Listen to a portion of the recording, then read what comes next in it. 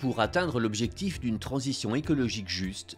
il faudrait notamment développer le vélo selon Manon Eskenazi, qui fera partie des experts amenés à proposer des solutions lors du colloque sur la transition juste des mobilités organisé à Paris le 27 février. Le vélo, c'est un mode de déplacement qui émet peu d'émissions, c'est un mode de déplacement qui est peu cher, c'est un mode de déplacement qui pourrait vraiment convenir à énormément de gens, notamment pour les déplacements courts de 1 à 5 km qui sont en fait la majorité des déplacements aujourd'hui et dont une grande partie est aujourd'hui faite en voiture.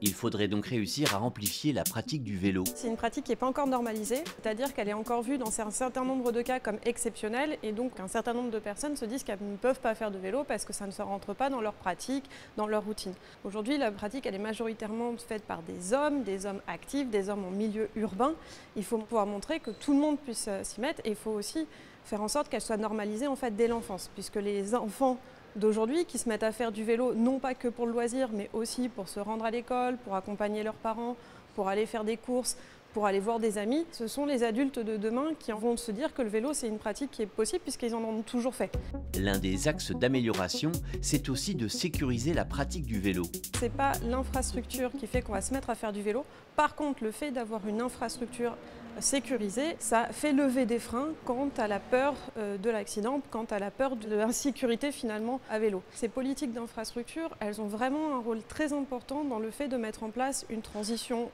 juste, puisque les politiques d'infrastructure aujourd'hui, on le voit bien, elles sont majoritairement dans les centres urbains et dans les centres urbains où il y a plutôt des populations de classe moyenne qui ont déjà un vélo. Aujourd'hui, on voit qu'il y a déjà des inégalités d'accès au vélo dans l'équipement des ménages. Les ménages modestes ont moins accès au vélo par rapport aux ménages plus aisés. Et donc, il faut travailler à la fois pour permettre que les ménages modestes aient accès au vélo, mais aussi qu'ils aient aussi accès à l'infrastructure qui leur permettra de faire du vélo.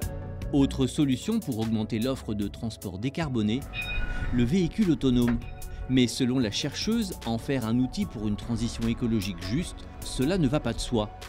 La stratégie nationale française, elle vise directement le fait de mettre en place des véhicules automatisés, plutôt pour des services de mobilité partagée dans le périurbain et dans le milieu rural, afin justement d'aller servir les besoins des populations qui aujourd'hui ont moins accès au transport public,